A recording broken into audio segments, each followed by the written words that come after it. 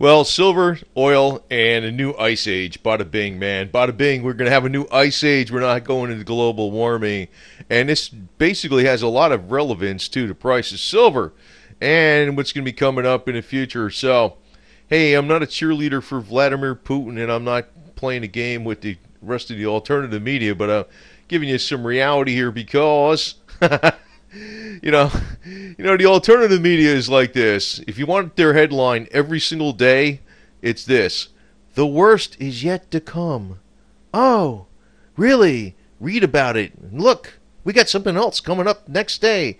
That's Prison Planet, Alex Jones, whatever the hell is out there, Ben Fulford, Jesse Ventura, Gerald Chute Salente, Mike Rivero, I don't know, you name it. The worst is yet to come. Read about it. Keep you on edge. Anyway, but I kind of went over this before a little bit, but I'm gonna get in a little more. Really, the longer the oil prices stay low, the more we're gonna have a bounce going up. It's kind of like, maybe this isn't the best graphic representation, but it'd be more like a roller coaster, man. We're having a downward slide in the prices. It's been unexpected because, in a way, you can almost kind of figure it, but you don't really know what the hell they're gonna do. They're doing this to punish Russia. Well, not punish Russia, basically influence Putin. But I don't think Putin's going to be influenced because I can kind of tell how Putin is, man. Putin is like, hey, man, you just piss him off more. That's what you really do. I don't know what to do about the deal with Ukraine, in Crimea and all that type of stuff, because actually he had all the bases over there the whole damn time anyway, so he didn't really need to invade the place and take it over. The Russians still would have had their naval bases there. It wasn't like he was being surrounded. There's a lot of garbage going on from both sides. But I'm just going to tell you this, as far as like going with silver price. It could go lower because of the oil being down super low. That gives them enough room in the basic bare bones operating budget, the operating expense for them to produce silver and get it out the door when you're not figuring all the other things that go on. Because, let me ad lib here a little bit. In other words, when you have, you're talking about like the cash flow statement. I know some people use the word cash cost, but that's not an accounting term. Basically, it's like, if it's going to cost us more money to get the stuff out the door, they're going to stop producing silver. But mining is a very energy intensive business, so the price of oil is very depressed right now. So it could go lower for that reason. I know oil went up quite a bit today, surprisingly, but that doesn't mean it's going to stay doing that every day. But I do think the reason I'm putting this out, though, there is one thing. There's a couple angles I'm putting out here, actually, is that oil is going to be going up due to climate change. Climate change being we're getting a hell of a lot colder. And it's like, no matter what you do about it, that's just how it is, man. I mean, they got the bonds on the scientific community about this global warming stuff. It's like, you want to get paid, you're going to find that we got global warming. I know now they call it global climate change. It's actually getting colder because it's getting warmer. I'm not getting into it real heavy. I'm going to point to something actually where you can look at it. This is actually ADAPT 2030. And you can look at what he's got going on here, because I just subscribed to his channel not too long ago. Now, the thing is, I've known about this information for a lot of years, actually. I knew about the IceAgeNow.com blog, and now it's IceAgeNow.info. That's another one. But, it's about the sun. And, here he's talking, like, this is a very good chart. But the reason I'm bringing this up is, since it's getting a hell of a lot colder out and we're breaking all kinds of records across the globe, you know what that's going to do to demand for oil? I don't think they're going to be able to electronically keep it down. And that's why this stuff with Russia is not going to work out. It's not like the West doesn't have it figured out. I just think that The sun is gonna dictate how much oil is going to be used up on the earth, and the prices are going to bounce back up again faster than you think. And what is going to happen is they're going to bounce up harder. The more they stay down, the longer they stay down, the more they're going to bounce up, because they're going to have to open back up all those shale oil operations again. But they will get them back open again. Some of them might go under. But let me just get on with this chart here real quick. This is actually, well, I don't know where you got this chart from, but I want people to look at this, because this is actually very relevant. It's a DAP 2030, and it's very relevant to your silver prices, because high oil prices are really, it doesn't even have to be from conflict in the Middle East, although I think that's another thing that's going to be playing in the cards. High oil prices is also going to lead to high food prices and also high silver prices, because silver is, it's a mining operation, and energy is very intensive in a mining operation. Actually, if you look at this chart back, it was around the early 1600s. There's other theories out there that were actually coinciding with several things where we're going to go down to like this. I hate to say that, but that's going to put a major demand on oil, so that's going to bring the price of silver up. So I just want you to put out a shout out to this guy here. I'm subscribed to it. It's a DAP 2030. It's actually related to the financial markets in agriculture, where Jim Rogers is going to be absolutely correct, and also with the silver and the mining, because it's a very energy intensive operation, and oil prices right now are very depressed, so silver could go a little lower for that reason, but oil prices are not going to stay down for several reasons. The mini ice age that is coming upon us over the next 15 years, it's going to keep getting colder and colder. And the other thing is probably global conflict in the Middle East, which might lead to more global conflict. So, but I'm not really trying to push the stuff with the alternative media, because they all seem to have something in common: depression and self-loathing and loathing of the freedoms they have in the United States, like a bunch of spoiled little whiny crybabies. That's what it seems to be with the alternative media. And I think there's a method to the madness with a lot of the alternative media. It's almost like they're feeding, the counterculture. They're feeding the conflict produces change garbage, and they're telling you to reject your system here, which is not the problem. You know what I mean? But, I'm pro-USA, and I think that, we just need to stick with what works, and silver is going to be one of the things that actually keep you survive in the long run. It will be.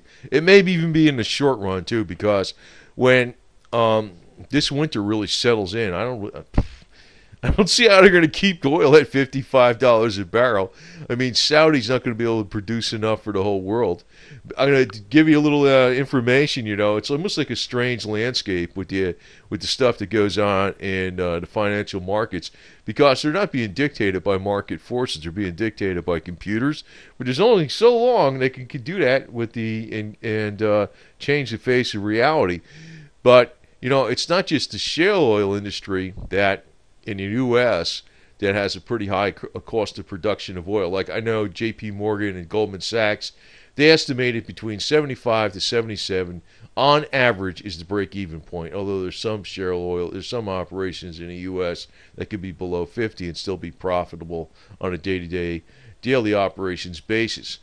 But also Russia has a pretty high cost of production of oil. Now, I know some people are arguing that in rubles, the cost of production is staying the same, but that's actually a false argument, because one of the things with the oil industry, it takes oil to get oil out of the ground.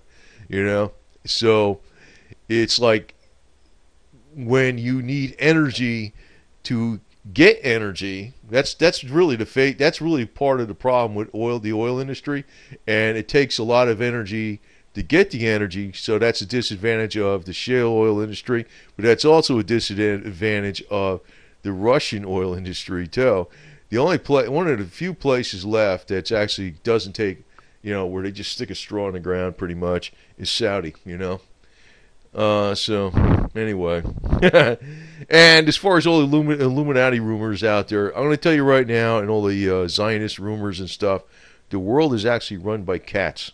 Just think about what the hell they tell you with the free, the pyramids and stuff.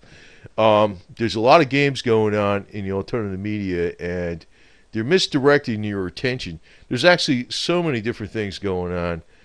It almost goes back to that old saying, from the movie, everybody wants to rule the world, or whatever the hell it is. That's pretty much the truth. You can actually single out, that's why I go, if you want to know why I don't really criticize the hell out of Jews on this stuff, is because there's too much criticism of them as it is on YouTube, and then I think there's also unfair criticism of them. They go way too far. I mean, it's one thing to criticize people, but it's like, in alternative la land, they're always trying to figure out who runs the world, who's the blame for everything, and they only seem to gravitate to one area, and that's like Israel and the Zionists, and well, it's the cats, man. The cats are running the world, and don't worry, they got it figured out. They'll take care of us. So anyway, but if the Muslims are coming over here, make sure, girls, you get your freaking guns. And I'm gonna actually tell you a few things about this deal because just to dispel some of the political rumors out there. And the old girl here has an itchy trigger finger. She's waiting for one of those ISIS people to come over to try to take her as a sex slave. She's going to shoot him before it happens. But I'm going to tell you, there's a lot of stuff going on. Politicians kiss people's ass left and right. But, I'm going to tell you, the administration, our current administration with Obama and Valerie Jarrett, they're not friendly to Israel, man.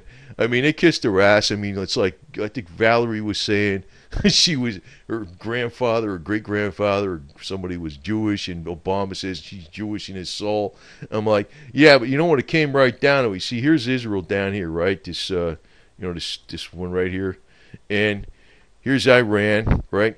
They were gonna hit the Iranian nuclear facilities, I think, a couple years ago, and blow them up, right? Israel, and they had a plan to come from this place up here. Azerbaijan, whatever his name is. Actually, they're like Iran. They're actually Shiites, but they don't trust Iran, And Israel was going to use air bases over here and use this. It's because they had a problem flying the planes this distance to refuel. Well, who ratted them out? The Obama administration and Valerie Jarrett. They totally tipped off the Iranians of what was going on, and they killed the whole plan.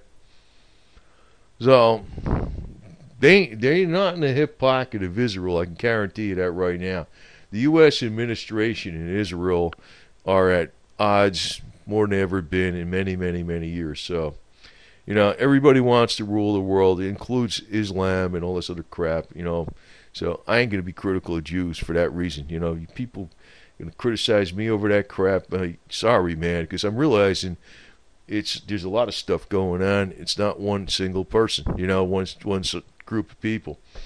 But anyway, if you're a chick over here if you're female over here in the U.S., I urge you to get yourself an MP9 or something like that, because when when they try to take you as a sex slave over there in Muslim land, go shoot them. I don't give a shit. You got my permission. I mean, you got to protect your honor and whatever the hell it is. It's ridiculous. It's almost as if there's so many things going on that the major alternative media seems to ignore and only criticizes the U.S. and the CIA and whatever the hell else they're criticizing. It's like they can't tell you, like they won't say nothing against what Vlad's doing over there in Russia and all this other garbage, or what's going on in, some of these other places. And it's like if a meteor came down and hit the United States or something like that from, outer space, they'd be telling you that the CIA and the Zionists did it, and that, no matter what happens, that's what the alternative media tells you, right? Get the hell out of here. It's bullshit. So anyway, you women over here in the USA, man, make sure you protect yourself, because I'm beginning to wonder about some of the males that are probably not going to help you. That's what's going on. But anyway, just getting back to, we got to adapt 2030, and maybe because it's getting colder out. I mean, that's why oil went up, man. It went up. I mean, that's a pretty significant move. $2.41. That's not a big move when you got it at 120 a barrel, but when it's at below 55 and it moves up 241, and the Dow didn't move up that much, it's telling me, hey, man, maybe it's because it's getting colder. They need a lot of home heating oil and things like that, and that's why I don't think this is going to work out. Where what do you call it? The oil price is going to stay down. It's like there's a lot of stuff going on. Now, some of the stuff, there's a lot of disinformation too, coming out of Russia, RT, and CNN, and Fox and ABC, and everywhere else. But I'm here to straighten out all that stuff, to tell you the truth, because I don't actually kowtow to anything, to tell you the truth, at all. And I try to be fair, square all the way across the board. So right now I see like there's a little too much anti-Jewism. I'll call it. You don't want to call it anti-Semitism, right? Or whatever, anti-Jewishism, whatever's going on. That's my personal opinion. I think there's too much of that stuff going on right now. So I ain't gonna say nothing against them. How's that? But if there was nobody saying nothing against them, I would be. That's the way it is. If nobody was saying nothing against them, I'd be saying stuff. But right now, I think it's too lopsided. I tell you the truth. So anyway, Mikhail Gorbachev is coming out and saying that America needs a new perestroika, just like a new restructuring. That's what that means, right? Like we had glasnost when the Soviet Union fell apart. That was the new, whatever the hell you want to call it, the new awakening, the new opening. Well, perestroika is restructuring. Well, you know what? That's a Soviet word. And, this is where really probably, if you don't watch out for this deal, the worst actually is yet to come. That's a Soviet word for change. And you know what I always told you change was about? It's a buzzword for communism. We are change, and that's another alternative yo-yo out there where Abby came from. There's also, Bill Clinton for change, Obama, change, right? Marxist, and they don't give a damn. They think it's a joke that everybody's poor, and they sit back and they shit on them. They do. Around, actually, I'm going to actually ad lib on some of this, bada bing, whatever the hell it is, but I do know, some people did not realize, I do know a lot of stuff. There's, a lot of what happened to end the Soviet Union was all pre-planned before it actually happened. That's another reason the oil prices probably will not bring down the Soviet Union. It actually ended on purpose. That was a pre-planned long-range strategic deception that was outlined years before and written down in memoranda to the CIA by Major Anatoly Golitsyn, who was the KGB defector in 1961. He wrote most of that CIA memoranda to the CIA back in the 70s. And, he said that the Berlin Wall was going to come down. It was going to be glasnost. And, interesting today, like you got Mikhail Gorbachev saying America needs perestroika. In other words, America needs change. America needs communism. See, their game is this, and this is their end game. Their game is to introduce a type of hybrid capitalism communism with a human face. They want you to reject your American system. That's why the vast majority of the alternative media is controlled opposition, and even the ones that aren't direct controlled opposition, they're following the ones that are more major media, alternative media, if you want to call it that. That's why this kid doesn't follow any of them. Actually, if you look back in the 1930s, when depression was just, starting to really cook, you had the stock market crash in 1929, FDR came into power. They did not recognize the Bolshevik Revolution, the Bolsheviks as the legitimate government of Russia. from 1917 up until the time that Franklin Delano Roosevelt came into office, and the first month he was in office in January 32, he recognized as the Soviets as the Bolsheviks as the legitimate government of Russia, which tells you that's bankster stuff right to the max. I know some people say that's all Jewish, but it's not. It's not. It's a mixed bag of a lot of different people, man. And I also want to point out that FDR used to call Joseph Stalin Uncle Joe Stalin.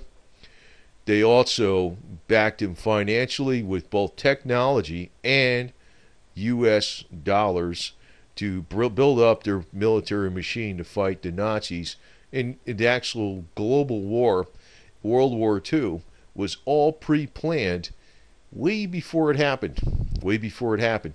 You see, the problem with global government is nobody will acquiesce to it. Like, first off, when you had, after World War I, we had, the Federal Reserve was on the scene then and all that type of stuff. But, they backed off a lot of stuff after World War I. They cut down the governmental spending, and even, the taxation rate wasn't that high. There was a lot more laissez-faire capitalism in the 20s. But what happened was eventually that they rejected the League of Nations in the Senate by saying, hey, this is going to be a long video, but I'm going to have to explain a lot more links how this thing comes together over the years. They rejected, the Senate of the United States of America rejected the League of Nations, entering the League of Nations, because they realized the treaty ratification powers of the League of Nations could be the law of the land of the United States and supersede the Constitution of the U.S. So they rejected it. So the UNO was actually, the United Nations organization was actually on the planning board and all through the 1930s. So World War II was basically planned. And when the Japanese were basically almost forced to attack the United States, the real target wasn't Japan right away, it was Germany. And nobody knew, there wasn't even any widespread knowledge of what was going on in Germany with extermination camps or anything like that. They didn't know nothing. I mean, you think the logical thing was, who attacked us? Japan attacked them first. No, they went after Germany. But Russia, the Soviet Union, was actually built up by the USA to fight Germany.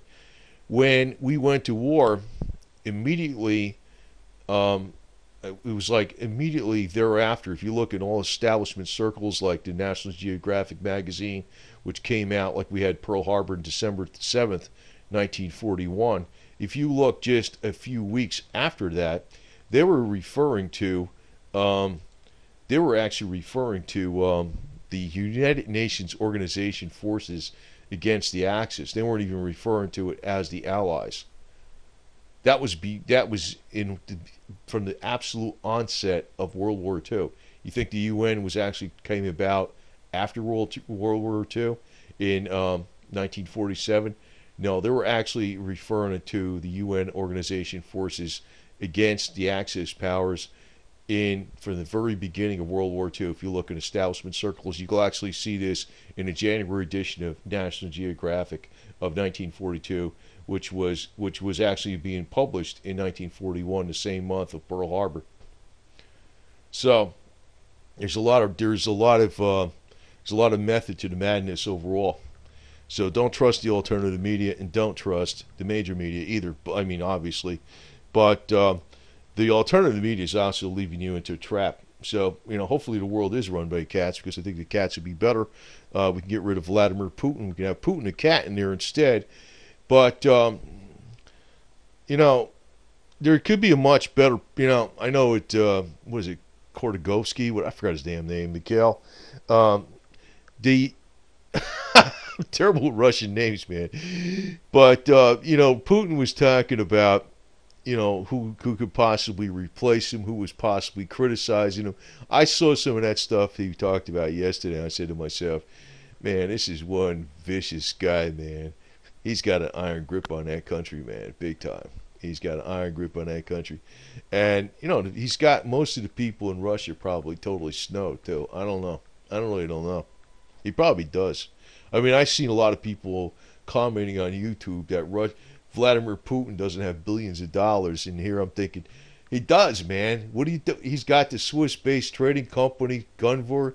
He's got that guy down here in Florida. What the hell is it? Igor, the former cyclist, as the phony head of Itera, and actually Putin runs it. Come on, man. There's all kinds of shits going on. He's got all the oligarchs running all kinds of commodity trading platforms through Cyprus, tax-free. Get the hell out of here, man. The guy is, I don't know. I mean, it's amazing how he's got some Russians fooled like crazy. But they're all freaking bad on the news on the top. And but bottom line is, they're not going to be able to keep the prices of oil down because of what's going on. Not only in the Middle East, but with global cooling. Major global cooling, man. Global ice age. And if you think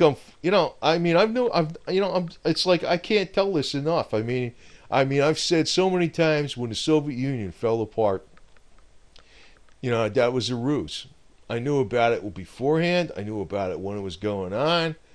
And nobody, people in the military didn't give a shit because they freaking, said, well, all the electricity went out and they couldn't pay the bills. I says, yeah, because they said screw the conventional forces, but the Russians have always built up their nuclear arsenal in the background. They don't give a shit about paying the soldiers. They're they go with the high tech, So anyway, but what's going to happen here is that oil is going to go up in price due to climate.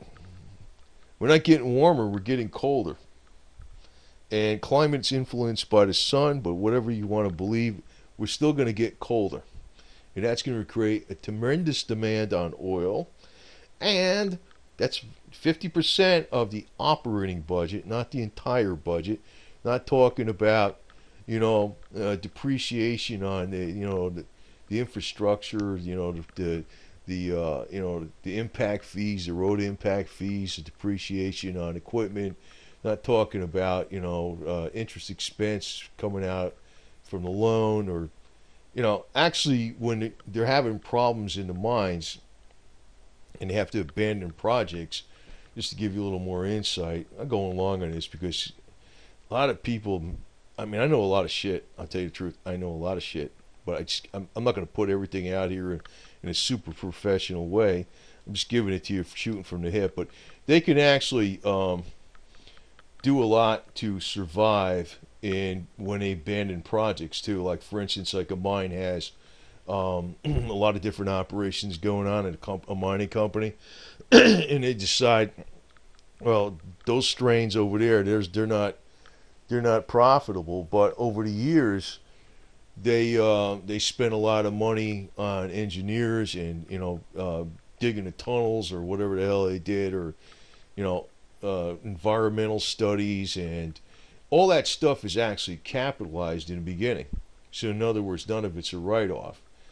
So if they abandon a project later on, they can have, for the last 20 years or 10 years or whatever the hell it is, millions and millions of dollars in write-offs, and they'll have cash coming in from the sale of the goods, whatever metals they're mining, and they may be making they will be making a positive cash flow. I know that.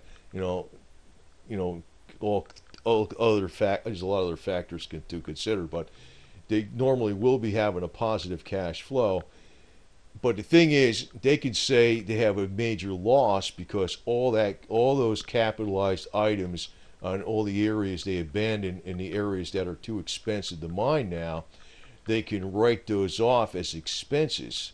And they can have a major, they call it net operating loss, NOL, carried forward that can go on for years where they don't even have to pay taxes. I mean, that's not cheating. I'm just saying that they spent the money, but they couldn't expense it because it was all capitalized over the years. But then once these areas of different projects got abandoned, they got expensed. That's how they're surviving. That's how they're surviving. But that's not a long-term survival. No way in hell, man. Because eventually the profitable areas of mining is going to be running out. Not that silver is going to be running out, but the cheapest silver is going to be running out. Cheapest silver to mine. So hopefully I explained a lot here. I kind of jumped around a little bit, but I'm telling you a very broad-based, balanced opinion on things, and beware of the wolves in sheep clothing, which is coming out of the alternative media. Beware of these freaking yo-yos from Russia today. And actually, Gorbachev, before he stepped down, he was given the keys to the Presidio. They didn't call it the Gorbachev USA Foundation. They used to call it something else. I forgot. I think it started with a T. But he was given all this old naval bases direct from the U.S. government, which is the New World Order garbage going on, and to be established as a global think tank for environmentalism and all this other kind of crap. So these guys, environmentalism, actually, if you start digging into a lot what it's about, that's where a lot of communists went to. Not to say that we should have clean air, or clean earth. I'm just telling you that they're using it as a method of control over private property rights. And you can say, to hell with that shit. You know what I mean? If you get my drift, there's a balance on every damn thing. So I kind of went long on this, and I can go on it for this damn thing for 3 hours, but there's too much to explain. And I'm telling you right now, most of the freaking alternative media, practically all of it, they're controlled opposition. And the ones that aren't controlled opposition, for the most part, are following the cue cards from the controlled opposition. So what I'm telling you is, when we see a devaluation in the dollar, it's going to be pretty damn bad if people start rejecting our system. They don't realize they're being set up into a trap, and I ain't falling for it. So anyway, over and out.